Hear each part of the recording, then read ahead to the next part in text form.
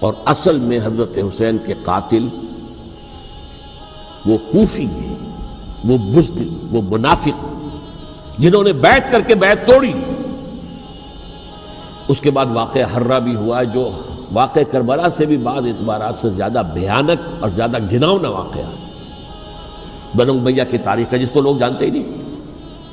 مدینے کے کچھ لوگوں نے بغاوت کی اور انہوں نے اس کے خلاف فوج بھیجی، اور فوج کو جب مدینہ فتح کر دیا 3 دن کے لیے حلال کر دیا، جو چاہو کرو، یہاں جسے چاہو مارو، جسے چاہو لوٹو، جس کا گھر چاہو برباد کرو، جس عورت کو چاہو ریپ کرو۔ اور یہ مدینہ النبی کے اندر ہوا۔ تو کاٹ کھانے والی ملوکیت کے اندر بہت سے واقعات ہوئے۔ عبداللہ ابن زبیر کھڑے ہوئے، انہوں نے حکومت قائم کی تھی، لیکن یہ کہ وہ تو 6 سال کے لیے کامیاب بھی رہے، ایک حکومت قائم کی، بنو امیہ کے ہاتھ پر بیعت نہیں کی، بالآخر ان کی حکومت بھی ختم ہو گئی۔ پھر حضرت زید کھڑے ہوئے، انہوں نے بغاوت کی، وہ بھی ناکام رہ گئے۔ پھر بنو عباس میں کھڑے ہوئے حضرت نفس زکیہ، حضرت حسن رضی اللہ تعالیٰ عنہ کے اولاد میں سے، وہ بھی ناکام ہو گئے، شہید ہو گئے۔ انہوں نے عوام کو ایسا کھڑا کیا ہے کہ 20,000 سے لے کر 30,000 کے درمیان انسانوں نے جانیں دے دی۔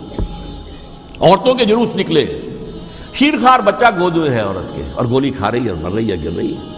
آپ سوچئے زندگی کتنی عزیز ہوتی ہے، اور شیرخوار بچے کے لیے ماں کی جو زندگی ہے، اس ماں کو اپنی زندگی کتنی عزیز تر ہوگی کہ اپنے لیے نہیں تو اس بچے کے لیے مجھے جینا ہے، لیکن نہیں، گولیاں کھائیں اور گری۔ یہ جذبہ انہی میں ہے۔ واقعہ یہ ہے کہ اہل سنت کے اندر یہ جذبہ نہ ہونے کے برابر ہے۔ یہ میں واشگاف الفاظ میں کہہ رہا ہوں۔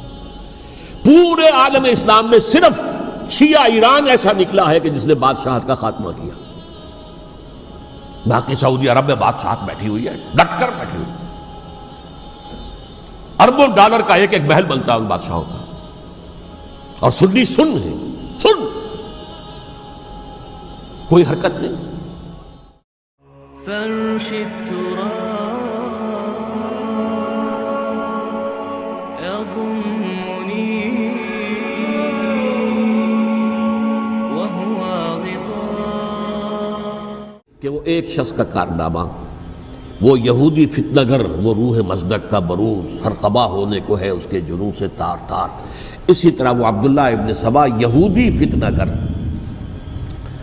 آج اہل تشیع میں سے بعض حضرات کہتے ہیں کہ یہ عبداللہ ابن سبا یہ تو افسانوی شخصیت ہے، اس کی حقیقت کوئی تھی ہی نہیں، حالانکہ ان کی اپنی کتاب میں رجال کشی کے اندر اس کا ذکر موجود ہے، اور یہ بھی موجود ہے کہ حضرت علی رضی اللہ تعالیٰ عنہ نے اپنے عہد خلافت میں اسے زندہ جلوایا ہے۔ اس کی وجہ کیا تھی؟ یہ آیا مدینے کے اندر اسلام کا لبادہ اوڑھ کر، اس نے چند عقیدوں کی اشاعت شروع کی۔ سب سے پہلے حضرت علی تو خدا ہیں، گاڈ انکارنیٹ، اوتار کا تصور، جیسے ہندوؤں میں ہے رام چندر جی خدا کا اوتار، اور عیسائیت میں بھی پہلے گاڈ انکارنیٹ کا تصور تھا کہ حضرت مسیح خدا کا اوتار ہے، انکارنیشن آف گاڈ۔ تو اس نے کہا کہ حضرت علی تو خدا کا اوتار ہے، خدا ہے۔ نمبر 2، اس نے کہا کہ ہر نبی کا ایک وصی ہوتا ہے جس کے حق میں وہ وصیت کرتا ہے، تو حضور صلی اللہ علیہ وسلم کے وصی حضرت علی ہیں، لہذا خلیفہ تو اول روز سے حضرت علی ہیں، حضرت ابو بکر، حضرت عمر، حضرت عثمان، یہ تو غاصب ہیں، اور حضرت عثمان کی خلافت تھی اس وقت، خاص طور پر۔ پھر اس نے جو قبائلی عصبیت تھی اسے بھڑکایا۔ پرانی جو عصبیت چل رہی تھی قریش کے اندر، وہ 2 گھرانے ایک دوسرے کے مد مقابل تھے۔ دیکھیے، ایک ہوتا ہے قبیلہ، ایک ہوتا ہے گھرانہ۔ ہمارے پنجاب میں ایک قبیلہ ہے وٹو قبیلہ، اس کے گھرانے بہت سے، مانے کے، لالے کے، فجے کے، شامت کے، یعنی کوئی لالا تھا ان میں سے بڑا، ان کے بیٹے ہو گئے لالے کے، ان کی اولاد، خاندان یہ کہلاتے ہیں۔ قبیلہ ایک، یہ وٹو قبیلہ۔ تو قبیلہ تھا قریش، اس میں گھرانے بہت تھے، بنو ہاشم، بنو امیہ، بنو تیم، بنو عدی، یہ بہت سے گھرانے تھے۔ تو چوٹی کے 2 گھرانے جو تھے وہ بنو ہاشم اور بنو امیہ، ان کے درمیان چپقلش تھی، مقابلہ، مسابقت، اور یہ مسابقت فی الخیر بھی ہوتی تھی۔ اگر انہوں نے غریبوں کو کھانے کھلائے ہیں تو ہم ان سے بڑھ کر کھلائیں گے، اگر وہ حاجیوں کی خدمت کرتے ہیں تو ہم ان سے بڑھ کر کریں گے۔ تو ان کے اندر یہ مسابقت الخیر بھی تھی، لیکن چپقلش تھی کہ کوئی ہم سے آگے نہ نکل جائے، وہ سمجھتا تھا وہ آگے نہ نکل جائے۔ اس شخص نے اس پرانی عصبیت کو تازہ کیا کہ حضور تو بنو ہاشم میں سے تھے، لہذا خلافت حق ہے بنو ہاشم کا، یہ غاصب ہے۔ اس سے پہلے دو خلفاء جو تھے وہ نہ بنو ہاشم سے تھے نہ بنو امیہ سے تھے۔ حضرت ابوبکر بنو تیم میں سے تھے، چھوٹا قبیلہ تھا۔ حضرت عمر بنی عدی میں سے تھے، وہ بھی چھوٹا قبیلہ تھا۔ یہ حضرت عثمان پہلے خلیفہ جو بنو امیہ میں سے تھے، جن کی پرانی چپکلش بنو ہاشم سے تھی۔ اب اس کو موقع مل گیا کہ پرانی قبائلی عصبیت کو بھڑکائے۔ یہ ہے اصل میں اس فتنے کا پس منظر عبداللہ ابن سبا نے جو آ کر پھیلایا ہے، اور اس کی تفصیل میں اس وقت میں نہیں جا سکتا، کیسے یہ فتنہ پروان چڑھا، کیا انہوں نے اسٹریٹجی اختیار کی کہ یہ کیا کرتے تھے، گروہ بنا کر بھیجتے تھے لوگوں کو، کوفے میں جاؤ تو وہاں پر دمشق کے گورنر کے خلاف اور مصر کے گورنر کے خلاف الزامات لگاؤ، اس نے یہ کیا، وہ غبن کر گیا، وہ یہ کر گیا، وہ خیانت کر رہا ہے، وہ رشتہ داروں کو پال رہا ہے، اور عثمان کے خلاف بھی تقریریں کرو رضی اللہ تعالیٰ عنہ۔ دمشق میں جاؤ تو کوفے کے گورنر کے خلاف، کیونکہ دمشق کے گورنر کے خلاف بات کرو گے تو لوگوں کو معلوم ہوگا کہ یہ جھوٹ بول رہے ہیں، لیکن یہ کہ وہاں تو تم بات کرو کوفے کے گورنر کے خلاف اور مصر کے گورنر کے خلاف اور حضرت عثمان کے خلاف۔ مصر میں جاؤ تو بات کرو کوفے کے اور شام کے گورنر کے خلاف اور حضرت عثمان کے خلاف۔ یہ انہوں نے ایسا اٹھایا، اور اس زمانے میں آپ کو معلوم ہے ذرائع رسل و رسائل تھے نہیں، نہ اس فتنے کی پتہ چل سکا جب تک کہ وہ فتنہ جو ہے پوری طرح برگ و بار لا کر تراور درخت نہیں بن گیا۔ اس کے نتیجے میں حضرت عثمان رضی اللہ تعالیٰ عنہ شہید ہوئے، اور خلیفہ پھر حضرت علی رضی اللہ تعالیٰ عنہ کو انہی سبائیوں نے، جنہوں نے گھیراؤ کیا تھا، جنہوں نے حضرت عثمان کو شہید کیا ہے، یہی حضرت علی رضی اللہ تعالیٰ عنہ کے ارد گرد ہو گئے۔ اور حضرت علی رضی اللہ تعالیٰ عنہ بھی نہیں چاہتے تھے خلافت کی بیعت لینا، لیکن آخر کیا کرتے؟ کیا وہ امت کو بغیر خلیفہ کے چھوڑ دیتے؟ حضرت زبیر سے کہا گیا، انہوں نے نہیں مانا، رد کر دی بات۔ حضرت طلحہ سے کہا گیا، انہوں نے نہیں مانا۔ حضرت علی سے کہا گیا، اب عشرہ مبشرہ میں سے یہی تو تھے نا، لہذا انہوں نے تسلیم کر لیا، خلافت ہو گئی۔ لیکن اس کے بعد جو خانہ جنگی ہوئی ہے، اس خانہ جنگی کے نتیجے میں نوٹ کر لیجئے کہ 1,00,000 کے قریب مسلمان ایک دوسرے کی تلواروں اور نیزوں اور برچھیوں اور تیروں سے ختم ہو گئے، ہلاک ہو گئے۔ یہ ہماری تاریخ کا تاریک ترین باب ہے۔ 5 سال، 4.5 سال حضرت علی کی خلافت کے، اور 6 مہینے حضرت حسن کی خلافت کے رضی اللہ تعالیٰ عنہ۔ اس سے کیا ہوا کہ ایک طرف تو اسلام کی جو توسیع ہو رہی تھی، تھمتا نہ تھا کسی سے سیل رواں ہمارا، وہ سیلاب رک گیا، انٹرنل سیبوٹاج ہو گئی نا، اب تو اندر ہی آپس ہی میں اگر دست و گریبان ہو گئے تو باہر اب کیا توسیع کرتے ہیں، وہ توسیع کا عمل رک گیا۔ اور یوں سمجھیے کہ جیسے ٹرک اگر کبھی چل رہا ہو، بھرا ہوا ہو، لوڈڈ، اور وہ چڑھائی چڑھ رہا ہو، تو اگر کہیں موشن ٹوٹ جائے، ٹرک کو رکنا پڑے، تو ڈرائیور کے جان پر بن جاتی، اس لیے کہ اس کو دوبارہ سٹارٹ کرنا، اور جبکہ وہ چڑھائی پر ہے، انکلائن پر ہے، آسان کام نہیں ہوتا، خطرہ ہوتا ہے وہ پیچھے جو ہے وہ نہ جائے۔ اور پہاڑی علاقوں میں آپ کو معلوم ہے ذرا پیچھے چلے جانے کا مطلب جو ہے بہت خطرناک جو ہے نتیجہ نکل سکتا ہے۔ بہرحال حضرت علی رضی اللہ تعالیٰ عنہ نے اپنے خلافت میں ایک کام یہ کیا، اب اس کی کیا مصلحتیں تھیں یہ تو انہی کے علم میں ہوگا، ہم قیاس کر سکتے ہیں، میں اس میں نہیں جانا چاہتا۔ ابھی تک خلافت کا مرکز تھا مدینہ منورہ، حضرت ابوبکر، حضرت عمر، حضرت عثمان، وہیں جہاں حضور صلی اللہ علیہ وسلم رہے تھے اور جہاں پر کہ حضور مدفون تھے۔ لیکن حضرت علی نے اپنا مرکز جو ہے وہ کوفہ بنا دیا۔ اچھا، اس کی ایک ظاہری وجہ یہ سمجھ میں آتی ہے کہ اسلام کا جو پھیلاؤ ہو گیا تھا، وہ سلطنت اتنی وسیع ہو گئی تھی کہ مدینہ منورہ بہت جنوب میں اور بڑے صحرا کو عبور کر کے جانا ہوتا تھا۔ کوفہ جبکہ ایسی مقام پر تھا کہ جہاں سے مشرقی راستہ جا رہا ہے ایران کو، عراق کے اندر تو ہے وہ شہر کوفہ، اور پھر ایران اور خراسان اور ہندوستان کو راستہ جا رہا ہے، وہیں سے شمال کی طرف جا رہا ہے، شام کی طرف اور ترکی کی طرف، اور وہاں سے پھر یہ کہ مغربی افریقہ کو بھی کنٹرول کرنا، جو شمالی افریقہ کو، وہ بھی آسان تھا۔ بہرحال حضرت علی نے کوفہ کو اپنا مرکز بنایا، اور نتیجہ یہ ہوا کہ سبائیوں کا بھی مرکز وہی بن گیا، چونکہ انہوں نے اپنے آپ کو گردا گرد رکھا حضرت علی کے رضی اللہ تعالیٰ عنہ۔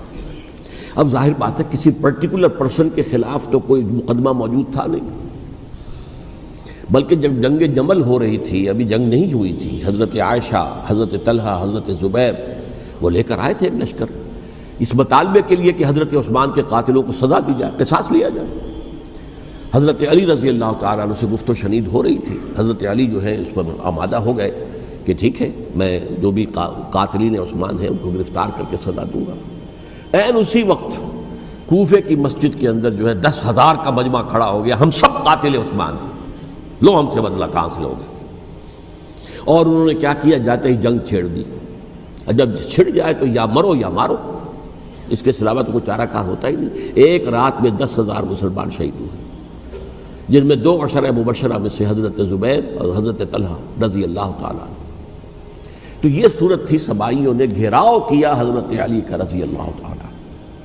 حضرت معاویہ دعوے دار نہیں تھے خلافت کے، قطعاً نہیں، ان کا صرف ایک دعویٰ تھا اور وہ یہ تھا کہ عثمان کے قاتلوں کو گرفتار کرو، یا خود سزا دو یا ہمارے حوالے کرو، ہم اس سے قصاص لیں گے۔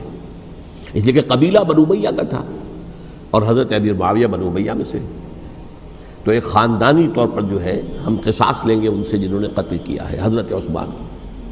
لیکن یہاں ظاہر بات ہے کہ حضرت علی رضی اللہ تعالیٰ عنہ کی طرف سے مطالبہ یہ ہوتا تھا تم پہلے میری بیعت کرو، میرے ہاتھ مضبوط کرو تاکہ میں ان کے خلاف کوئی اقدام کر سکوں۔ لیکن انہیں یہ اندازہ تھا کہ اگر میں نے بیعت کی تو ظاہر بات ہے کہ حضرت علی تک پہنچنے سے پہلے مجھے گردن اڑا دیں گے یہ لوگ، اس لیے کہ سبائی جو ہے وہ آپ کو گھیرے ہوئے۔ بہرحال ایک عجیب الجھاؤ، ایک ڈائلیما تھا جس کی وجہ سے یہ جنگ چلتی رہی، اور حضرت علی رضی اللہ تعالیٰ عنہ کو انہی کے شیعان علی ہی کے اندر سے وہ جماعت علیحدہ ہوئی تھی جس کو ہم خوارج کے نام سے جانتے ہیں، اور ایک خارجی ابن ملجم ہی نے حضرت علی کو شہید کیا رضی اللہ تعالیٰ عنہ۔ پھر حضرت حسن رضی اللہ تعالیٰ عنہ، اب دیکھیے کس قدر صحیح بات تھی جو حضرت علی رضی اللہ تعالیٰ عنہ نے فرمائی جب ان سے کہا گیا کہ کیا ہم آپ کے بیٹے حسن کے ہاتھ پر بیعت کر لیں رضی اللہ تعالیٰ عنہ۔ فرمایا نہ میں تمہیں اس کا حکم دیتا ہوں نہ میں اس سے روکتا ہوں، یہ تمہارا معاملہ ہے، امرہم شورا بینہم، تم اپنے باہمی مشورے سے جو فیصلہ کرو گے ٹھیک ہے، میں نہ حکم دیتا ہوں نہ روکتا ہوں۔ اس کا کیا مطلب ہے؟ باپ کے بعد بیٹے کی خلافت ہرگز حرام نہیں ہے، ورنہ کہتے کیسے ہو سکتا ہے میرا بیٹا؟ نہیں، یہ نہیں کہا آپ نے۔ حضرت عمر سے بھی کہا گیا تھا کہ اپنے بیٹے کو نامزد کر دیں، عبداللہ ابن عمر کو، تو انہوں نے جواب میں کیا کہا؟ اسے تو طلاق دینی بھی نہیں آتی۔ انہوں نے اپنی کسی زوجہ کو طلاق دی تھی اور اس میں جو صحیح ترین طریقہ ہے وہ اختیار نہیں کیا تھا، انہیں طلاق دینے تک نہیں آتی تو میں اسے خلیفہ بنا دوں۔ یہ نہیں کہا تھا کہ باپ کے بعد بیٹا خلیفہ نہیں ہو سکتا، یہ تو نہیں تھا، کہیں حرام نہیں ہے، نہ کتاب و سنت میں، نہ کوئی حدیث ہے، نہ کہیں قرآن مجید میں۔ تو حضرت علی نے بھی فرمایا رضی اللہ تعالیٰ، نہ میں روکتا ہوں نہ حکم دیتا ہوں، یہ تمہارا اپنا معاملہ ہے۔ بہرحال حضرت حسن رضی اللہ تعالیٰ عنہ نے حضرت امیر معاویہ سے صلح کر لی، خلافت ان کے سپرد کر دی۔ دیکھیے میں حضرت ابوبکر، حضرت عمر، حضرت عثمان، حضرت علی کے ساتھ حضرت حسن کے دور خلافت کو بھی خلافت راشدہ میں سے سمجھتا ہوں، اور تبھی 30 سال پورے ہوتے ہیں اس حدیث کے مطابق کہ حضور نے فرمایا خلافت 30 برس رہے گی پھر ملوکیت آ جائے گی۔ تو حضرت حسن کا بہت بڑا کارنامہ یہ ہے کہ اس خانہ جنگی کا دروازہ بند کر دیا، اور یہ پیشن گوئی تھی حضور کی صلی اللہ علیہ وسلم حضرت حسن کو، جب بچے تھے حضور کے انتقال سے پہلے، میرا یہ بیٹا مسلمانوں کے 2 گروہوں میں صلح کرائے گا، یہ حضور کی پیشن گوئی تھی، اور وہ پیشن گوئی حضرت حسن کے علم میں بھی ہوگی یقیناً۔ بہرحال انہوں نے صلح کی حضرت امیر معاویہ کے ساتھ رضی اللہ تعالیٰ عنہ، خلافت ان کے حوالے کر دی، اور کچھ شرائط تھیں طے ہو گئی، اللہ خیر صلی اللہ۔ حضور کی تو یہ پیشن گوئی جو ہے صحیح ثابت ہوئی کہ میرا یہ بیٹا مسلمانوں کے 2 بڑے گروہوں کے درمیان صلح کرا دے گا، اور سبائیوں نے انہیں تانے دیے، یا عار المومنین، اے مومنوں کے لیے موجب عار، موجب شرم، تم نے بزدلی دکھائی ہے، تم نے امیر معاویہ کو خلیفہ تسلیم کر لیا، تم نے بزدلی دکھائی، معاذ اللہ ثم معاذ اللہ ثم معاذ اللہ۔ اب میں کچھ باتیں حضرت امیر معاویہ کے بارے میں کہنا چاہتا ہوں، اس لیے کہ وہاں اس میں نے حضرت معاویہ کے بارے میں یہ تو بہت شدت کے ساتھ کہا تھا، اور میں اب بھی اس پر قائم ہوں اور پوری طریقے سے قائم ہوں۔ میرا مستقل موقف یہی ہے کہ حضرت معاویہ رضی اللہ تعالیٰ عنہ کے دور خلافت کو ہم خلافت راشدہ میں شامل نہیں سمجھتے، اہل سنت میں سے کوئی بھی نہیں سمجھتا. لیکن اس کے ساتھ میں نے حضرت امیر معاویہ کے کچھ مناقب بھی بیان کیے تھے تاکہ پلڑا جو ہے ترازو کا اس کے دونوں پلڑے سامنے آ جائیں. لیکن یہ کہ وہ حصہ میرے اس بیان کا نکال دیا گیا، ختم کر دیا گیا. یہ میں نہیں جانتا کہ اس میں کیا مصلحت دیکھی گئی ہے. اس میں تو کسی کے لیے کوئی معاملہ ایسا نہیں تھا کسی کے جذبات کو جو ہے وہ ٹھیس پہنچانے والا. کیونکہ میں نے کہا وہ خلیفہ راشد نہیں تھے، صاف میں نے کہا، بلکہ وہ دور ملوکیت کا آغاز ان سے ہو گیا ہے. بلکہ جب ایک صاحب نے یہ کہا کہ کربلا کے بعد سے دور ملوکیت آ رہی تھی تو میں نے کہا نہیں جناب، دور ملوکیت تو 20 سال پہلے پوری ہو چکی تھی، شروع ہو چکی تھی. حضرت امیر معاویہ کے بھی 20 سال جو ہے وہ دور ملوکیت میں شمار ہوتے ہیں. انہیں کسرى العرب بھی کہا گیا، عرب کے کسریٰ جو شہنشاہ ایران کا خطاب تھا، حضرت معاویہ رضی اللہ تعالیٰ عنہ کو کسرى العرب کہا گیا، عرب کا کسریٰ یہ. لیکن دوسری طرف یہ ہے کہ وہ صحابی رسول ہیں رضی اللہ تعالیٰ، حضور کے برادر نسبتی بھی ہیں، حضور کے سالے ہیں. ان کی ہمشیرہ ام حبیبہ حضور کی زوجہ محترمہ ہیں، ام المومنین ہیں ام حبیبہ رضی اللہ تعالیٰ عنہ. پھر کس قدر معتمد علیہ تھے حضور کے کہ کاتبان وحی میں شامل تھے. وحی کی کتابت کرنے والے چند لوگ تھے جنہیں کہ حضور کہتے تھے کہ اب یہ آیت لکھ لو. ان میں سے ایک امیر معاویہ بھی رضی اللہ تعالیٰ. تو بڑے توازن کی ضرورت ہے. دیکھیے صحابہ کرام کا جہاں تک تعلق ہے، اہل سنت کا موقف یہ ہے کہ صحابہ کلہم عدول، صحابہ سب کے سب نیک نیت ہیں اور ان کی روایت جو ہے قبول کی جائے گی، رد نہیں کی جائے گی، ان پر کوئی جرح و تعدیل نہیں ہوگی. اس لیے کہ ان کا تزکیہ محمد الرسول اللہ صلی اللہ علیہ وسلم نے کیا تھا. لہٰذا یہ تو ہو سکتا ہے کہ کسی صحابی سے کوئی خطا ہو جائے، لیکن وہ خطا اجتہادی ہوگی، نیت کی خطا نہیں ہوگی، نیت کی غلطی نہیں ہوگی. اگر کسی صحابی کی نیت پر حملہ کیا جائے تو یہ اصل میں طعن ہے، حملہ ہے حضور پر کہ وہ تربیت دے نہیں سکے اپنے ساتھیوں کو. معاذ اللہ ثم معاذ اللہ ثم معاذ اللہ، وہ تزکیہ کر ہی نہیں سکے. 3 جگہ جو قرآن میں آیا ہے یتلو علیہم آیاتہ ویزکیہم، تو کیا تزکیہ کیا؟ اگر ان کے قریب ترین ساتھی جو تھے، اگر ان کے اندر بھی بدنیتی تھی اور دنیا کی طلب تھی اور دنیا کے اندر اقتدار حاصل کرنے کا جذبہ تھا تو پھر کیا تزکیہ کیا؟ معاذ اللہ ثم معاذ اللہ. لہذا صحابہ سب کے سب عدول ہیں اور ان سے اختلاف ممکن ہے لیکن ان کی نیت پر حملہ نہیں ہو سکتا. تو حضرت امیر معاویہ کی شخصیت ایک چیز ہے، آپ کا دور خلافت دوسری چیز ہے. شخصیت کے اعتبار سے صحابی رسول ہیں، برادر نسبتی ہیں حضور کے صلی اللہ علیہ وسلم. اور پھر یہ کہ اس قدر معتمد علیہ ہے صحابہ میں سے کہ وہ کاتبان وحی، یہ عام آدمی کے کرنے کا کام نہیں تھا جو وحی کی کتابت کرے، اللہ کے کلام کی. البتہ یہ ہے کہ جیسا کہ میں نے عرض کیا ان کا دور خلافت راشدہ نہیں ہے، وہ ملوکیت کا دور ہے. یہ میں نے جیسا کہ عرض کیا، میں نے ایک صاحب نے جب یہ کہا کہ ملوکیت شروع ہو رہی تھی، میں نے کہا شروع نہیں ہو رہی تھی، ملوکیت تو 20 سال پہلے شروع ہو چکی تھی. اسی طریقے سے ایک صاحب نے کہا تھا کہ اسلام کو قائم کرنے کے لیے حضرت حسین میدان میں آئے. میں نے کہا یہ بھی غلط ہے، اسلام تو 60 سال پہلے قائم ہو چکا تھا. نبی اکرم صلی اللہ علیہ وسلم کے دست مبارک سے اسلام قائم ہو گیا. جاء الحق وزهق الباطل ان الباطل کان زهوقا. پھر 30 برس تک وہ کامل شکل کے اندر قائم رہا. تو اسلام جو ہے وہ جو ہے در حقیقت اب قائم کرنے والی بات نہیں تھی، البتہ اس کے اندر زوال شروع ہو گیا تھا. اس زوال کے عمل کو روکنے کے لیے حضرت حسین میدان میں آئے. یہ ایک چیز کو صحیح تاریخی پرسپیکٹو میں رکھنا. تو جس طرح سے دین کو قائم کرنے کے لیے دیکھیے قائم تو کیا محمد رسول اللہ صلی اللہ علیہ وسلم والذین معہ رضی اللہ تعالیٰ عنہ، انہوں نے کیا تھا. ہاں اب جو ہے وہ اپنی اس شاندار حیثیت سے نیچے گرنے لگا تھا. وہ میں بعد میں عرض کروں گا کہ میں نے اسے کیا عرض کیا تھا کہ یہ اس زوال کو روکنے کے لیے کسی طریقے سے یہ اپنی اصل حقیقت میں قائم رہے. یہ حضرت حسین رضی اللہ تعالیٰ عنہ کی سعی تھی. اچھا، حضرت امیر معاویہ کے جو 20 سال ہیں وہ پورے امن، سکون، اطمینان، کوئی جھگڑا، کوئی فساد، کوئی اختلاف، کوئی باہمی خاندانی، کچھ نہیں. 20 سال. یہ بھی تاریخ کی بڑی چشم کشا حقیقت ہے جو عام طور پر لوگوں کے علم میں نہیں ہے. سبائی بھی دبکے رہے. حضرت امیر معاویہ کی حکومت اتنی مضبوط تھی، کنٹرول، کہ ان کو کچھ سر اٹھانے کا موقع نہیں ملا. موجود تھے، دبکے رہے. جیسا کہ میں نے کہا ریولوشن کے آخری مرحلے پر آ کر جو مخالفین ہیں وہ دب جاتے ہیں کہ پھر دیکھیں گے، موقع ملے گا تو پھر لیں گے ان سے حساب کتاب۔ 20 سال رہے ہیں پورے امن کے، 10 سال کے بعد یعنی درمیان میں ہے حضرت امیر معاویہ کا عہد خلافت۔ ایک صحابی جو کہ بزرگ صحابہ میں سے ہیں، مغیرہ ابن شعبہ رضی اللہ تعالی عنہ، وہ آتے ہیں اور وہ کہتے ہیں کہ دیکھیے امیر المومنین، کتنی بڑی خانہ جنگی رہی تھی مسلمانوں کی آپس میں، اور اب بھی اگر آپ کسی کو نامزد کیے بغیر چھوڑ گئے امت کو تو پھر خانہ جنگی ہو جائے۔ 1 لاکھ اس وقت جو ہے وہ ہلاک ہوئے تھے، نہ معلوم اب کتنے ہلاک۔ لہٰذا آپ اپنی زندگی ہی میں نامزد کر دیجئے کسی کو خلیفہ، ولی عہد بنا دیجئے۔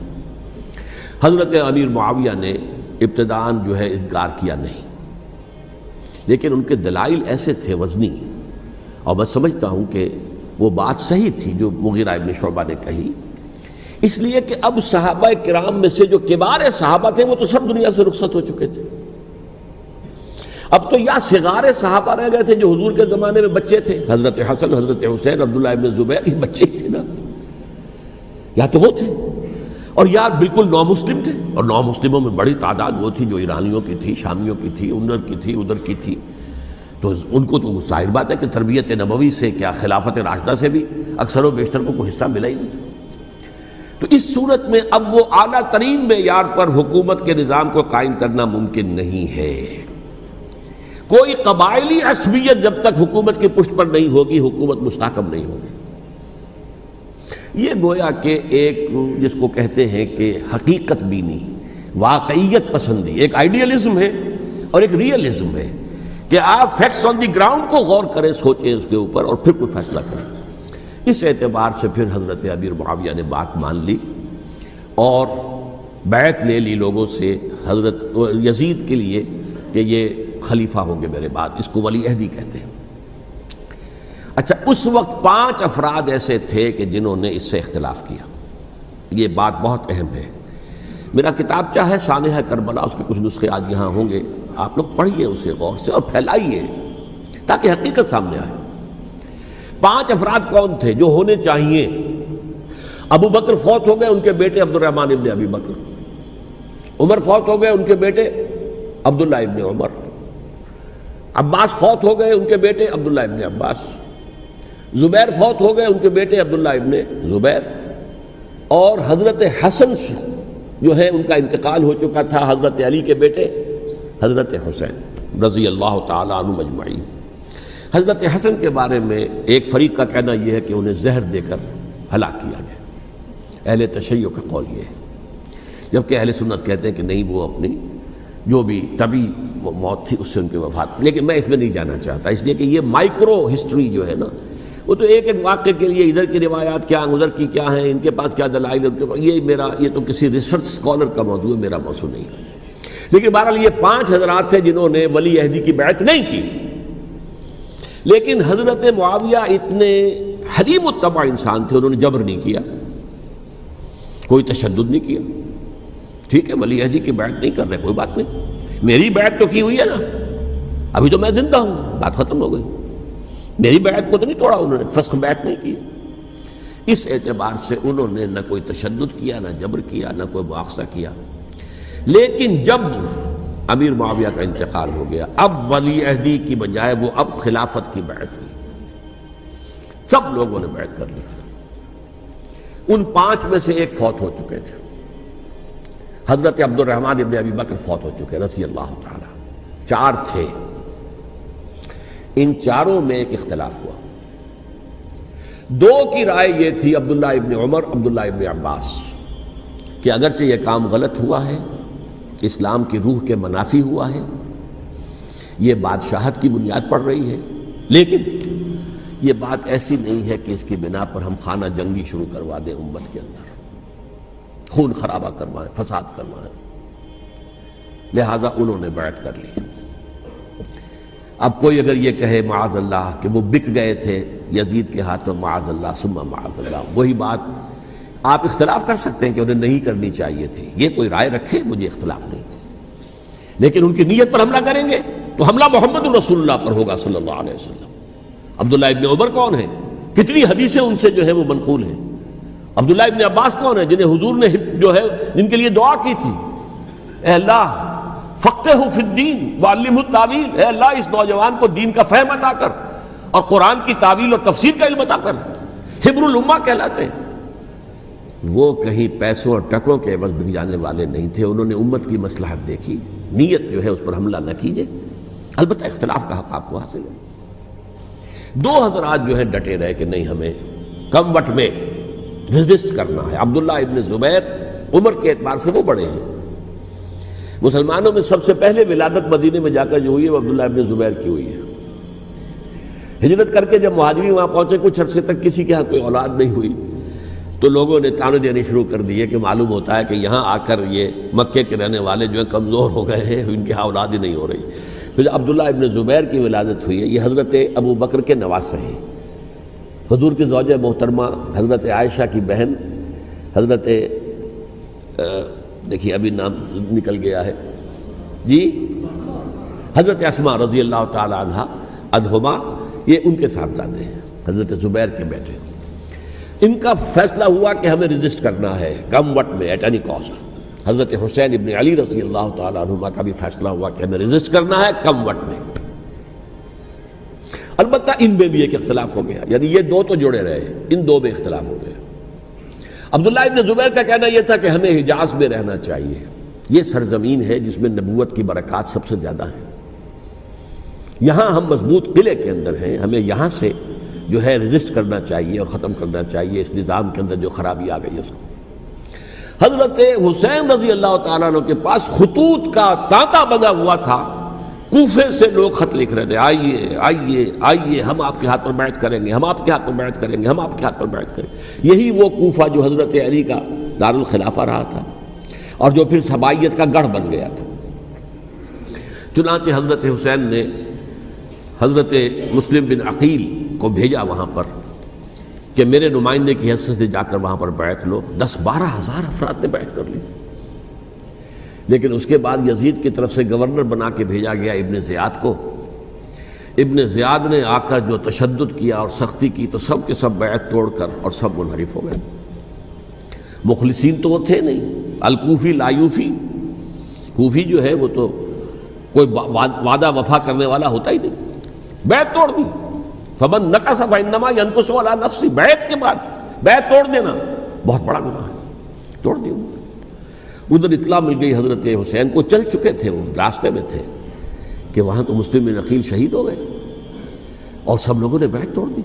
اب واپس جانا چاہتے تھے لیکن مسلم بن عقیل کے بیٹے جو ہے اڑ گئے۔ یہ عرب کی اپنی ایک جو ہے پرانی ان کی حمیت اور ان کا قبائلی نظام کہ اب ہم اپنے والد کے خون کا قصاص لیے بغیر نہیں جائیں گے۔ حضرت حسین رضی اللہ تعالیٰ عنہ کی مروت اور شرافت، یہ میرا ساتھ دینے کے لیے آئے تھے، اب میں ان کا ساتھ نہ دوں تو یہ تو شرافت اور مروت کے خلاف ہے۔ کہا اچھا چلو چلتے۔ وہاں جا کر بھی عین اپنے میدان کے اندر بھی حضرت حسین رضی اللہ تعالیٰ عنہ نے 3 چیزیں پیش کی ان کوفیوں کے لشکر کے خلاف۔ سب سے بڑا لشکر کے اندر سب سے بڑے تو کوفی تھے جنہوں نے بیعتیں کی ہوئی تھی حضرت حسین کے ساتھ۔ دیکھو مجھے جانے دو واپس حجاز کی طرف، یا مجھے سرحدوں پر بھیج دو تاکہ میں کافروں کے ساتھ جنگ کرتے ہوئے اپنی جان دے دوں، یا مجھے یزید کے پاس جانے دو، میں اپنا معاملہ اس سے طے کر لوں۔ لیکن کوفیوں کو یہ گوارا نہیں تھا۔ اگر یہ یزید کے پاس پہنچ گئے تو ہمارا کچا چٹھا بیان کر دیں گے کہ مجھے تو ان لوگوں نے ورغلا کر بلایا تھا۔ اس لیے کہ دیکھیے حضرت امیر معاویہ کے 20 سالوں کے دوران میں بتا چکا ہوں، ان کی حکومت اتنی مستحکم تھی کہ اس کے خلاف کوئی فتنہ اٹھانا ممکن نہیں تھا۔ اب چونکہ ایک چینج اوور ہوا تھا، اور چینج اوور میں آپ کو معلوم ہوتا ہے کہ ایک جس کو کہتے ہیں every thing is in the melting پاٹ، ابھی تو یہ درمیان کے اندر معاملہ ہے، تو انہیں موقع ملا، سر اٹھایا حضرت حسین رضی اللہ تعالیٰ عنہ کو، جو خطوط لکھے جس کے کہ تھیلے کے تھیلے اور بوریوں کی بوریاں بھری ہوئی حضرت حسین کے ساتھ تھی، وہ کہا کہ آئیے ہم آپ سے بیعت کریں گے۔ انہوں نے نہیں مانا، اور اصل میں حضرت حسین کے قاتل وہ کوفی ہیں، وہ بزدل، وہ منافق، جنہوں نے بیعت کر کے بیعت توڑی، اور اب وہ آ گئے کہ اگر یہ حسین رضی اللہ تعالیٰ عنہ بچ کر کہیں یزید کے پاس پہنچ گئے تو پھر ہمارا کچا چٹھا جو ہے وہ سامنے آ جائے گا اور ہماری پھر شامت آ جائے گی، لہذا انہوں نے قتل کیا حضرت حسین کو رضی اللہ تعالیٰ عنہ۔ ایک بات جو علامہ ڈاکٹر قلب صادق نے فرمائی، اور میرے علم میں یہ بات پہلے نہیں تھی، وہ یہ کہ حضرت حسین کے قتل کا فتویٰ ایک بہت بڑے مفتی نے دیا تھا۔ یہ بات بھی ذرا سمجھ لیجیے، حضرت حسین رضی اللہ تعالیٰ عنہ کے قتل کا فتویٰ ایک بہت بڑے مفتی نے دیا تھا۔ کیوں دیا تھا؟ اس لیے کہ حضور کی احادیث موجود ہیں کہ جب ایک شخص کی ایک خلیفہ کی بیعت ہو جائے تو دوسرا اگر کھڑا ہو تو اسے قتل کر دو، کھلی حدیث۔ اسی لیے ایک بہت بڑے مفسر بھی ہیں، فقیہ بھی ہیں، قاضی ابن العربی رحمۃ اللہ علیہ، ایک ابن عربی ہیں الف لام کے بغیر، ابن عربی، وہ بہت بڑے صوفی ہیں، فلسفی ہیں، اندلس کے ہیں۔ یہ قاضی ابن العربی ہیں جنہوں نے قرآن کی ایک تفسیر لکھی ہے اس اعتبار سے کہ صرف ان آیات کی تفسیر جن سے کہ فقہی احکام جو ہیں ان کا استنباط ہوتا ہے۔ یہ دو تفسیریں اس طور سے لکھی گئی ہیں قرآن مجید کی، احکام القرآن ان کا نام ہے دونوں کا، جن میں سے ایک جو ہے قاضی ابن العربی کی ہے۔ ان کا ایک جملہ نقل ہوتا ہے، قتل الحسین بسیف جدہ، حسین قتل ہو گئے اپنے ہی نانا کی تلوار سے۔ وہ تلوار کیا تھی؟ جب کسی کی بیعت ہو چکی ہو پھر کوئی کھڑا ہو مدعی خلافت، قتل کر دو۔ میرے نزدیک حضرت حسین مدعی خلافت نہیں تھے، یہ بات اس وقت سامنے لوگوں کے نہیں آئی، بلکہ حکومت نے یہ باور کرا دیا کہ یہ تو باغی ہے، یہ مدعی ہے خلافت کے۔ انہوں نے تو دعویٰ نہیں کیا خلافت کا، وہ تو صرف اس عمل کو روکنے کے لیے میدان میں آئے تھے۔ اور اس بات کو اچھی طرح سمجھ لیجئے کہ اس وقت تک یہ جو تصور آج ہمارے پاس ہے کہ ریاست علیحدہ ہے، حکومت علیحدہ ہے، state of Pakistan, we are loyal to the state of Pakistan, ہم ریاست پاکستان کے وفادار ہیں، گورنمنٹ آف پاکستان کے وفادار نہیں ہیں۔ We are not loyal to the government. Government تو کبھی بے نظیر کی تھی، ہم اس کے خلاف تحریک چلا رہے تھے، یا کبھی کسی اور کی تھی اس کے خلاف تحریک چل رہی ہے، یا کبھی ضیاء الحق کی تھی اس کے خلاف تحریک چل رہی ہے۔ گورنمنٹ کو بدلنا تو عوام کا حق ہے، آج، اس وقت نہیں تھا۔ اس وقت ریاست اور حکومت کا کوئی فرق نہیں تھا، لہذا جو حکومت سے اختلاف کرے گویا کہ باغی ہے۔ یہ ہے اصل میں وہ پیچیدہ مسئلہ کہ کیوں کسی مفتی نے فتویٰ دے دیا، اس لیے کہ اس وقت تک ریاست اور حکومت کا فرق واضح نہیں تھا دنیا پر۔ یہ تو ابھی کوئی 100-150 سال کی بات ہے کہ آج ہمارا جو پولیٹیکل سائنس کا ایولیوشن ہوا ہے وہ اس اسٹیج تک پہنچ گیا ہے کہ اسٹیٹ علیحدہ ہے، حکومت علیحدہ ہے۔ حکومت تو اسٹیٹ کے 3 آرگنز میں سے ایک آرگن ہے، ایڈمنسٹریشن حکومت کی ہے، جوڈیشری ہے اور لیجسلیچر ہے، 3 آرگنز ہیں بڑے بڑے، ان میں سے ایک ہے۔ تو حکومت کو بدلنا تو عوام کا حق ہے، چاہے وہ ووٹ کے ذریعے بدلیں، چاہے ایجیٹیشن، اگر پرامن ایجیٹیشن ہے اس سے حکومت کو بدلنے کا حق حاصل ہے دستوری طور پر ہر اعتبار سے۔ اس وقت یہ نہیں تھا، لہذا صورتحال یہ بن گئی کہ حکومت وقت نے باور کرا دیا مسلمانوں کو، ورنہ سوچئے نواسہ رسول کو قتل کرنا کوئی آسان کام تھا؟ آخر سب کلمہ گو تھے کہ نہیں تھے؟ کلمہ گو تو تھے نا، اور حضور سے عقیدت اور محبت میں کمی، لیکن یہ کہ فتویٰ اگر ایک بہت بڑے مفتی کا، جو کہ حضرت علامہ ڈاکٹر قلب صادق صاحب نے فرمایا، مجھے اس مفتی کا نام بھی معلوم نہیں، کہ ایک مفتی ہی کا فتویٰ تھا وہ، جس کے بنا پر اب ان لوگوں نے حضرت حسین کو قتل کیا، اور یہی وجہ ہے کہ انہوں نے پھر خیموں کو بھی آگ لگا دی۔ وائی، حالانکہ دیکھیے اگر دشمنی کا انتقام ہوتا تو حضرت علی بن حسین جو بیمار تھے، جو بعد میں زین العابدین رحمۃ اللہ علیہ کے نام سے پھر یہ اہل تشیع کے چوتھے امام معصوم ہیں، حضرت علی، حضرت حسن، حضرت حسین، اور پھر حضرت علی بن حسین زین العابدین رحمۃ اللہ علیہ، کیا ان کو بھی قتل کرتے تھے؟ حضرت حسین کی نسل ہی ختم ہو جاتی، لیکن نہیں کیا۔ آگ کیوں لگائی؟ آگ اس لیے لگائی کہ وہ جو ڈاکومنٹری پروف ہے ہماری غداری کا یزید کے خلاف حضرت حسین کو جو ہم نے دعوت دی، وہ جو ڈاکومنٹری پروف خطوط کی شکل میں موجود ہے وہ ختم ہو جائے، ڈسٹرائے ہو جائے۔ اس کے لیے انہوں نے خیموں میں آگ لگائی۔ بہرحال یہ ہے تاریخی پس منظر، یہ اسی سبائی فتنے کا تسلسل ہے جس نے سب سے پہلے حضرت عثمان کی جان لی رضی اللہ تعالیٰ عنہ، 5 سال تک مسلمانوں میں خانہ جنگی رکھی، حضرت علی کو پھر شہید کیا، اور اس کے بعد جو ہے 20 سال حضرت امیر معاویہ کے تو سر نہیں اٹھا سکے، لیکن پھر جب ایک چینج اوور ہو رہا تھا تو اس وقت انہوں نے موقع غنیمت سمجھا کہ اب کھڑے ہو جاؤ اور اب دوبارہ ایک فتنہ جو ہے اس کو امت کے اندر پیدا کر دو۔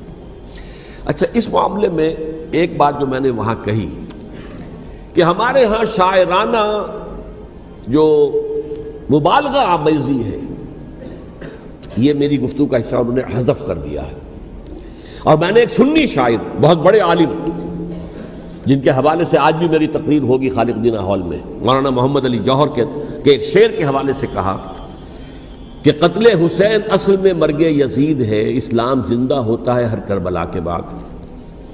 میں نے کہا بالکل محمل شعر ہے، اسلام مرا ہی نہیں تھا، زندہ ہونے کا کیا سوال؟ اور اگر کسی درجے میں مزمحل یا زخمی ہوا تھا تو وہ تو رہا، کربلا کے بعد بھی رہا، یزید کی حکومت بھی رہی، بنو امیہ کی حکومت بھی چلی، کوئی تبدیلی تو نہیں آئی۔ یہ کیا کہہ رہے ہیں؟ اسلام زندہ ہوتا ہے کربلا کے بعد؟ میں نے کہا اسلام مرا نہیں تھا۔ جیسے میں نے یہ کہا کہ ملوکیت جو ہے وہ اب شروع نہیں ہوئی، ملوکیت تو 20 برس پہلے شروع ہو چکی تھی حضرت امیر معاویہ کے، لیکن ظاہر بات ہے کہ حضرت حسن نے، حضرت حسین نے اس کو قبول کیا، اور حضرت حسین نے تو پھر 10 سال تک ولی عہدی جو تھی چاہے بیعت نہیں کی، لیکن اس کے خلاف میدان میں آ کر چیلنج تو نہیں کیا۔ اس اعتبار سے یہ معاملہ جو ہے اسلام زندہ ہوتا ہے کربلا کے بعد، یہ بے تکی بات ہے۔ ہاں، حضرت شاہ اسماعیل شہید رحمۃ اللہ علیہ کی اگر میں تشبیہ کو، تمثیل کو سامنے رکھوں تو اسلام کی عمارت 6 منزلہ ہے، 6ٹی منزل ٹاپ کی وہ گر گئی، 5 منزلیں انٹیکٹ تھیں، اسلام مرا نہیں تھا۔ عدالت میں شریعت کے مطابق فیصلے ہو رہے تھے، قاضی تھے، مفتی تھے، شریعت نافذ تھی، اسلام کہاں مرا تھا؟ جبکہ خود کہہ رہے ہیں علامہ کلب صادق کے ایک مفتی کے فتوے سے حضرت حسین کو قتل کیا گیا۔ اب وہ مفتی کی رائے، اس کی بدنیتی ہو، جو بھی ہو، وہ جانے، اللہ جانے، لیکن عام مسلمان کیا کریں؟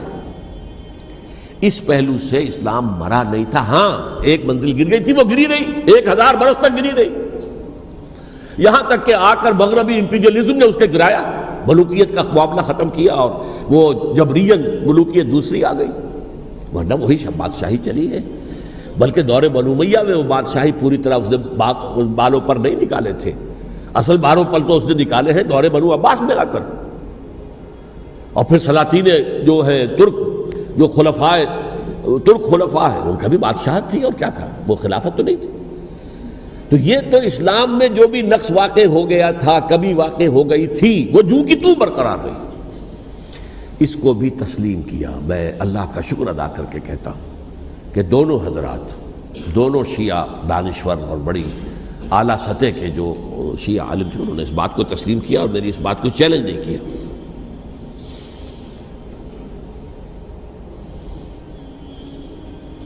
اصل میں تیسری بات میں نے یہ کہی کہ دیکھیے حضرت حسین رضی اللہ تعالی عنہ کی اس شہادت کے بعد، اس کے بعد واقعہ حرہ بھی ہوا، جو واقعہ کربلا سے بھی بعض اعتبارات سے زیادہ بھیانک اور زیادہ گھناؤنا واقعہ ہے بنو امیہ کی تاریخ کا، جس کو لوگ جانتے ہی نہیں۔ مدینہ کے کچھ لوگوں نے بغاوت کی اور انہوں نے اس کے خلاف فوج بھیجی، اور فوج کو جب مدینہ فتح کر دیا، 3 دن کے لیے حلال کر دیا، جو چاہو کرو، یہاں جسے چاہو مارو، جسے چاہو لوٹو، جس کا گھر چاہو برباد کرو، جس عورت کو چاہو ریپ کرو، اور یہ مدینہ النبی کے اندر ہوا۔ تو کاٹ کھانے والی ملوکیت کے اندر بہت سے واقعات ہوئے۔ عبداللہ ابن زبیر کھڑے ہوئے، انہوں نے حکومت قائم کی تھی، لیکن یہ کہ وہ تو 6 سال کے لیے کامیاب بھی رہے، ایک حکومت قائم کی، بنو امیہ کے ہاتھ پر بیعت نہیں کی، بالآخر ان کی حکومت بھی ختم ہو گئی۔ پھر حضرت زید کھڑے ہوئے، انہوں نے بغاوت کی، وہ بھی ناکام رہ گئے۔ پھر بنو عباس میں کھڑے ہوئے حضرت نفس زکیہ، حضرت حسن رضی اللہ تعالیٰ عنہ کے اولاد میں سے، وہ بھی ناکام ہو گئے، شہید ہو گئے۔ پھر یہ سمجھ لیا گیا کہ اب یہ جہاں تک 6ٹی منزل ہے وہ تو دوبارہ تعمیر نہیں ہو سکتی، یہ تو جس کی لاٹھی اس کی بھینس، جس کے پاس طاقت ہوگی اس کی حکومت ہوگی، جس کا قبیلہ زیادہ قوی ہوگا، جس قبیلے میں زیادہ عصبیت ہوگی، مضبوط ہوگا، متحد ہوگا، طاقتور ہوگا، اسی کی حکومت ہوگی۔ البتہ اس کے نیچے لوگوں کے اخلاق کی اصلاح کرو، صوفیاء کرام نے وہ کام اپنے ذمے لیا، اور بالکل وہی کام ہے کہ جو ائمہ اہل بیت کرتے رہے۔ حضرت حسن کی اولاد میں پھر حضرت علی بن حسین رضی اللہ تعالی، حضرت حسین کی اولاد میں پھر امام محمد باقر، امام محمد جعفر صادق، اور اس کے بعد بھی 5 اور، کسی نے بغاوت نہیں کی۔ جیسے علماء کرام کام کر رہے تھے اور جیسے صوفیاء کرام کام کر رہے تھے، ایسے ہی وہ مسلمانوں کی علمی تربیت، روحانی تربیت و تزکیہ کر رہے تھے۔ کسی نے حکومت کو چیلنج نہیں کیا۔ نوٹ کر لیجیے اس بات کو۔ حضرت علی نے بھی چیلنج نہیں کیا تھا، حضرت حسن نے چیلنج نہیں کیا، خود صلح کر لی۔ تو ائمہ اہل بیت جو 12 یہ گنتے ہیں، جن میں سے آخری جو ہیں حضرت مہدی کو تو ابھی ظاہر ہونا ہے، ان کے عقیدے کے مطابق وہ روح پوش ہیں، وہ ظاہر ہوں گے، لیکن 11 حضرات کے بارے میں یہ کہ حضرت حسین کے سوا کسی نے بھی چیلنج نہیں کیا وقت کے نظام، اور حضرت حسین نے بھی اس مغالطے پر کیا کہ کوفی ساتھ دیں گے، اور یہ موقع ہے کہ یہ جو 6ٹھی منزل اسلام کی گر گئی ہے اسے دوبارہ تعمیر کر دیا جائے۔ انہوں نے خلافت کا دعویٰ نہیں کیا تھا، یہ انہیں عوام کو مغالطے میں مبتلا کیا گیا کہ یہ خلافت کا مدعی ہو کر سامنے آیا۔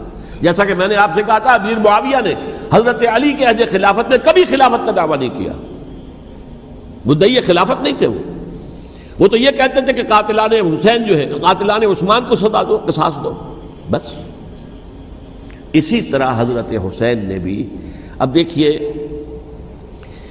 اس ضمن میں اس میں کوئی شک نہیں ہے، حضرت حسین رضی اللہ تعالی عنہ کی جو شہادت ہوئی ہے، اور ان کے ساتھیوں کی، اعزاء و اقارب کی، تاریخ انسانی میں یہ عزم، ہمت، شجاعت، مثابرت، صبر، استقلال، استقامت، اس کی بہت روشن مثال ہے، بہت روشن مثال ہے، بہت روشن مثال ہے۔ لیکن اس سے تاریخ کی رفتار پر کوئی اثر نہیں پڑا۔ وہ جو ملوکیت آ گئی تھی وہ اور گہری سے گہری ہوتی چلی گئی۔ واقعہ کربلا کے بعد تو واقعہ ہررا ہوا میں نے گنوا دیا آپ کو، اس سے زیادہ تو میرے خیال میں کہ اور ہمارے لیے لائق شرم جو ہے کوئی واقعہ ہے ہی نہیں اس پہلو سے۔ لیکن حضرت حسین کا ایک، اب ان کو یہ کہ میں، مطلب یہ کہ اگر میں ان کے ہاتھ پر بیعت کر لیتا ہوں، جو کہ اس وقت سامنے موجود تھے، کہ یزید کی بیعت تمہارے ہاتھ پر کرتا ہوں، تو گویا کہ اپنے آپ کو سرنڈر کر دیتے ہیں۔ وہی خطرہ جو امیر معاویہ کو تھا کہ مجھے وہ تو پہنچنے بھی نہیں دیں گے علی تک رضی اللہ تعالیٰ عنہ، اور مجھے پہلے ہی شہید کر دیں گے، یہی خطرہ حسین کو تھا رضی اللہ تعالیٰ عنہ کہ مجھے یزید تک پہنچنے نہیں دیں گے، پہلے قتل کر دیں گے۔ اور ویسے بھی یہ ایک شرافت، مروت اور حمیت اور غیرت اور عزت نفس کا تقاضا بھی تھا کہ بھائی معاملہ ہے یزید کا، میرا مجھے وہاں جانے دو، اللہ اللہ خرسلہ، یو کین اسکورٹ می، میرے دائیں بائیں چلو تاکہ میں کہیں اور بھاگ نہ جاؤں تمہارے خیال میں، مجھے وہاں پہنچا دو، میں وہاں پہ جا کے اس سے معاملہ کر لوں۔ لیکن انہوں نے قتل کیا، اصل قاتلان کوفی، وہی سبائی۔ البتہ یہ ہے کہ اس واقعے کی جو یادگار ہے اس میں کوئی شک نہیں ہے کہ اس نے مسلمانوں میں سے ایک گروہ کے دل میں قربانی اور شہادت کا جذبہ بہت پیدا کیا، اس میں کوئی شک نہیں۔ اور جس طریقے سے کہ عاشورہ محرم میں یاد منائی جاتی ہے، جس طریقے سے اس نے اہل تشیع کے اندر قربانی کا جذبہ بے انتہا پیدا کر دیا، اگرچہ وہ جذبہ بروئے کار نہیں آتا، اس لیے کہ ان کے ہاں یہ عقیدہ ہے، یہ طے ہے کہ جب تک حضرت مہدی ظاہر نہیں ہوں گے ہم کسی کے خلاف بغاوت نہیں کریں گے۔ یہ پوری تاریخ میں ان کا معاملہ رہا، تمام جو ہے ائمہ اہل بیت کا معاملہ رہا، جب تک مہدی نہیں آتے keep sitting and keep waiting, wait and see, that's all. یہ تو خمینی صاحب نے کیا ہے، آیت اللہ خمینی صاحب نے، کہ انہوں نے یہ ایران کے شیعوں کو باور کرایا کہ بھائی جب آئیں گے حضرت مہدی آ جائیں گے، لیکن ہم اب ہاتھ پر ہاتھ رکھ کر بیٹھے رہیں، باطل کو چیلنج بھی نہ کریں، ہمیں کچھ تو کرنا چاہیے، وہ ہاتھ پاؤں ہلانے چاہیے، اور کچھ نہیں تو مہدی کا راستہ جو ہے صاف کرنا چاہیے، تمہید کرنی چاہیے، ان کے راستہ ہموار کیا جائے۔ تو یہ ان کی بڑی عظمت ہے آیت اللہ خمینی صاحب کی کہ اہل تشیع ایران کے جو ہے ان سے انہوں نے یہ بات منوا لی کہ ہم بالکل انرٹ نہیں بیٹھے رہیں گے، بلکہ اب انہیں نائب امام قرار دے کر اور ولایت فقیہ کے فلسفے کے حوالے سے یہ دو چیزیں ان کی جو ہیں بنیادی فلسفے کی ہیں، وہ اس وقت میرا موضوع نہیں ہے۔ انہوں نے عوام کو ایسا کھڑا کیا ہے کہ 20,000 سے لے کر 30,000 کے درمیان انسانوں نے جانیں دے دی، عورتوں کے جلوس نکلے، شیرخوار بچہ گود میں ہے عورت کے اور گولی کھا رہی ہے اور مر رہی ہے، گر رہی ہے۔ آپ سوچئے زندگی کتنی عزیز ہوتی ہے، اور شیرخوار بچے کے لیے ماں کی جو زندگی ہے، اس ماں کو اپنی زندگی کتنی عزیز تر ہوگی کہ اپنے لیے نہیں تو اس بچے کے لیے مجھے جینا ہے، لیکن نہیں، گولیاں کھائیں اور گری۔ یہ جذبہ انہی میں ہے۔ واقعہ یہ ہے کہ اہل سنت کے اندر یہ جذبہ نہ ہونے کے برابر ہے۔ یہ میں واشگاف الفاظ میں کہہ رہا ہوں۔ پورے عالم اسلام میں صرف شیعہ ایران ایسا نکلا ہے کہ جس نے بادشاہت کا خاتمہ کیا، باقی سعودی عرب میں بادشاہت بیٹھی ہوئی ہے، ڈٹ کر بیٹھی ہوئی، اربوں ڈالر کا ایک ایک محل بنتا ہے ان بادشاہوں کا، اور سنی سن ہے، سن، کوئی حرکت نہیں۔ وہ تو اب جو حرکت ہو رہی ہے وہ اینٹی امریکن حرکت ہے جو ہو رہی ہے، وہ در حقیقت وہ مسئلہ بالکل دوسرا ہے جو اس وقت ہو رہا ہے، لیکن یہ کہ عالم اسلام میں کوئی تحریک ایسے نہیں اٹھی۔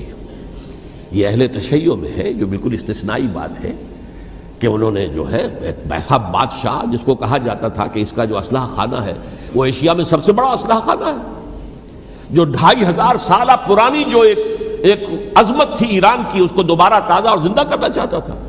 2500 سالہ برسی اس نے منائی تھی، اس کے لیے ایک شہر آباد کیا تھا کہ خسرو یا سائرس یا ذوالقرنین قرآن مجید کی اصطلاح میں اس کی یادگار بنائی تھی، اور وہ سوچ رہا تھا کہ وہی عظمت دوبارہ ایران کی ہوگی جو کہ خسرو کے زمانے میں تھی، جس کا قرآن مجید میں سورہ کہف کے اندر ذکر ہے، مشرقی فتوحات، مغربی فتوحات، شمالی فتوحات۔ تو وہ بادشاہ ہے، اس کو بھاگنا پڑا ہوا قربانی کی وجہ سے۔ تو یہ جو ہے واقعہ کربلا نے، اس میں کوئی شک نہیں ہے کہ ایک ایسی مشعل روشن کی ہے جس کو کہ ہر شخص کو دیکھنا چاہیے۔ یہ بھی انسان، جیسے کہ اقبال نے ایک شعر کہا تھا غالب کے لیے، فکر انسان پر تیری ہستی سے یہ روشن ہوا ہے، پرے مرغ تخیل کی رسائی تاک ہو جا۔ تو فکر انسان پر حضرت حسین کی قربانی سے یہ واضح ہوا ہے کہ انسان کس حد تک جا سکتا ہے قربانی دینے کے لیے اپنے کسی مقصد کے لیے۔ مقصد ان کا جو تھا، میں نے اسی لیے آیت پڑھی تھی، معاذ اللہ ثم معاذ اللہ۔ میں ایک آخری بات جو کہہ رہا ہوں وہ نوٹ کر لیجئے، ایک خاص انتہائی نقطۂ نظر کے عام کیے جانے کی وجہ سے سنیوں میں بھی ایک انتہائی رد عمل پیدا ہوا ہے، ایکسٹریم رائٹسٹ سنیز۔ اگر ایک طرف سے حملہ کیا گیا ہے حضرت عثمان کی نیت پر، ان کو خیانت کا الزام لگایا گیا، ان پر اقربا پروری کا الزام لگایا گیا، حضرت ابو موسیٰ اشعری پر خیانت اور غداری کا الزام لگایا گیا، یہ ساری چیزیں اگر صحابہ کرام کے اوپر ہوئی ہیں، امیر معاویہ پر، امیر اور عمرو بن العاص پر، تو جواب میں کچھ لوگ کھڑے ہو گئے، حضرت علی وہ اقتدار کے طالب تھے، معاذ اللہ ثم معاذ اللہ ثم معاذ اللہ۔ یہ اہل سنت کا موقف نہیں ہے۔ حضرت حسین اقتدار کے طالب تھے، ہرگز نہیں، ہرگز نہیں، ہرگز نہیں۔ وہی اصول جو میں نے بتایا تھا سب کے لیے لاگو رہے گا، وہ امیر معاویہ کے لیے ہے تو حضرت علی کے لیے بھی ہے، حضرت حسین کے لیے بھی ہے۔ یہ نیک نیت ہے، آپ ان کی کسی رائے سے اختلاف کر سکتے ہیں لیکن ان کی نیت پر حملہ نہیں کریں گے۔ نیت پر حملہ کریں گے آپ کا ایمان بالرسالت جو ہے وہ مجروح ہو جاتا ہے۔ یہ رسول کے ساتھ بھی ہے، رسول نے ان کا تزکیہ کیا، یتلو علیہم آیاتہ ویزکیہم، اس کا سارا عمل محمد کا کیا ہوا ہے صلی اللہ علیہ وسلم۔ تو صحابی کے معاملے میں یہ ہمارے ہاں ان کو اہل سنت جو ہیں، جو معتدل مزاج کے، اور اکثریت ان کی، یہ تو چند لوگ ہیں، ذرا قلم چلا لیتے ہیں تو ان کی بہت سی کچھ چھوٹی چھوٹی کتابیں بھی شائع ہو گئی ہیں بہت، لیکن انہیں اہل سنت نے قرار دیا ناسبی یا خارجی۔ جیسے خوارج نے کہا تھا حضرت علی بھی کافر ہے اور حضرت امیر معاویہ بھی کافر ہے، حضرت عمرو بن العاص بھی کافر ہے، معاذ اللہ ثم معاذ اللہ۔ ایسے ہی کچھ لوگ حضرت حسین پر بھی الزام لگاتے ہیں کہ اقتدار کی ہوس اور طلب کے اندر انہوں نے یہ سارا سفر کیا تھا، اور بس یہ ہے کہ وہ جو بازی تھی وہ ہار گئے، اللہ اللہ خیر صلی اللہ، اس سے آگے کیا ہے معاملہ؟ نہیں، معاذ اللہ ثم معاذ اللہ۔ اسی لیے میں نے آیت آج جو پڑھی تھی ایک اور جو بہت بظاہر آپ کو معلوم ہوئی ہوگی، غیر متعلق ہے میرے آج کے عنوان سے، تلک الدار الآخرۃ نجعلها للذین لا یریدون علوا فی الارض ولا فسادا۔ یہ سورہ قصص کے آخری آیات میں سے، دیکھو یہ آخرت کا گھر جو ہے وہ ہم خاص کر دیں گے ان لوگوں کے لیے جو اس زمین میں اپنے اقتدار کے طالب نہیں ہوتے. زمین میں اقتدار کے طالب ہو گے فساد ہو جائے گا. تم بھی طالب میں بھی طالب، جھگڑا ہوگا، لڑائی ہوگی، دنگا ہوگا، فساد ہوگا. تلک الدار الآخرۃ نجعلھا للذین لا یریدون علوا فی الارض ولا فسادا. جو لوگ زمین میں اپنے اقتدار کے طالب اور اس کے نتیجے میں فساد پیدا کرنے والے نہیں ہیں، ان کے لیے ہم نے آخرت کا گھر خاص کیا ہے. والعاقبۃ للمتقین، اور عاقبت جو ہے، انجام کار، آخرت جو ہے وہ تو متقیوں کے لیے ہے. اسی میں آئیں گے سب صحابہ کرام، خواہ وہ حضرت علی ہیں رضی اللہ تعالیٰ عنہ، اور خواہ وہ حضرت امیر معاویہ ہیں، حضرت عثمان ہیں رضی اللہ تعالیٰ عنہما، خواہ حضرت حسن ہیں، حضرت حسین ہیں رضی اللہ تعالیٰ عنہما، خواہ عبداللہ ابن زبیر ہیں، خواہ عبداللہ ابن عباس ہیں، خواہ عبداللہ ابن عمر ہیں رضی اللہ تعالیٰ عنہم اجمعین.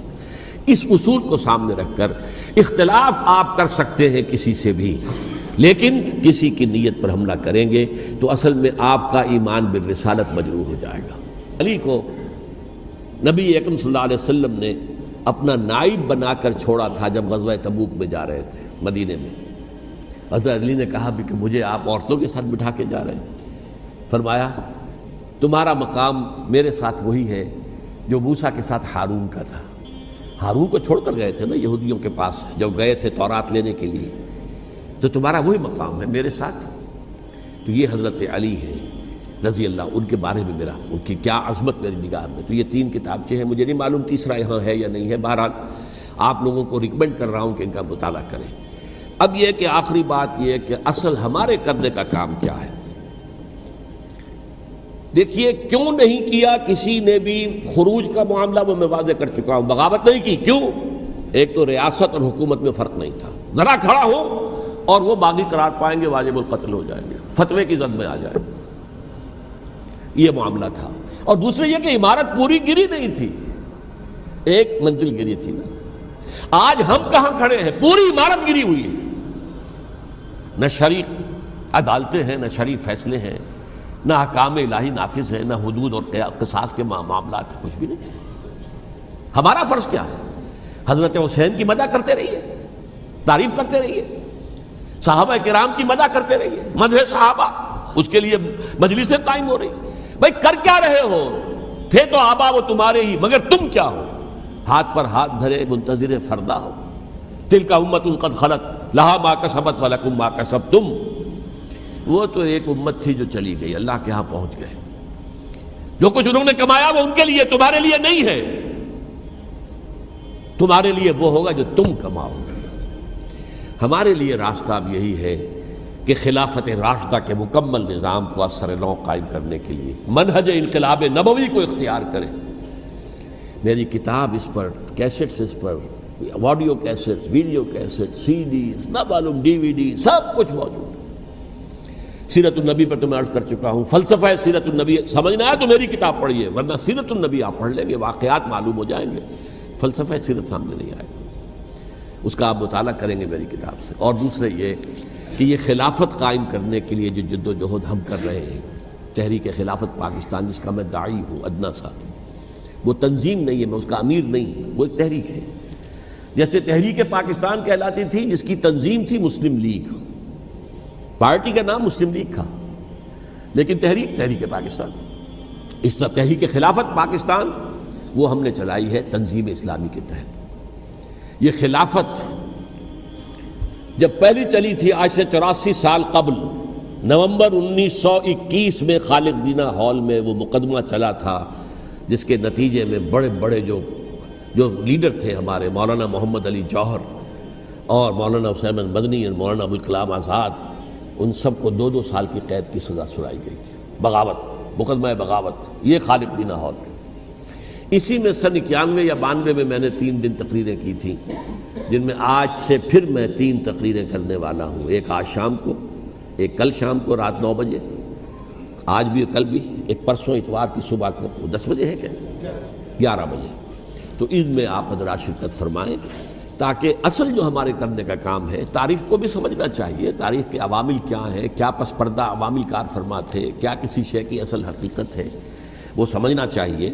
لیکن یہ ہے کہ اس اعتبار سے میں نے جب یہ لفظ استعمال کیا تھا اس مذاکرے میں لپ سروس، کہ یہ ہم صرف لپ سروس کرتے رہے، مدح کے بیان کرتے رہے، منقبت بیان کرتے رہے، حضور کی نعتیں کہتے رہے، تو اس سے تو بات نہیں بنے گی جب تک کہ وہ فرض منصبی شہادت علی الناس کا جو ہمارے ذمے ہے بحیثیت امت محمد صلی اللہ علیہ وسلم اس کو ادا نہ کرے۔ مجھے خوشی ہے کہ اس کی بھی تائید دونوں حضرات نے کی، ہاں یہ لپ سروس کا معاملہ ہے۔ اللہ تعالی حضرت حسین کے نقش قدم پر چلتے ہوئے، بلکہ اصل میں تو ہمارے لیے اسوہ رسول ہے محمد صلی اللہ علیہ وسلم کا، اس پر چلتے ہوئے ہم پاکستان میں اسلام کا نظام خلافت قائم کرنے کی جد و جہد کریں۔ اقول قولی ھذا واستغفر اللہ لی ولکم ولسائر المسلمین والمسلمات۔